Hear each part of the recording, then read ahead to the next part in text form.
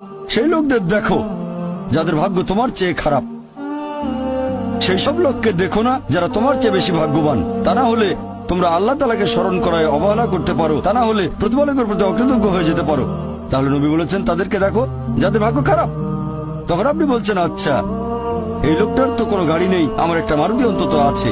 তাকে দেখবেন না যারা সে মার্সিডিজ। ও আমার মার্সিডিজ নেই কেন? ওই লোকের গাড়ি নেই, আমার তো একটা আছে। আপনি আল্লাহকে ধন্যবাদ জানাবেন।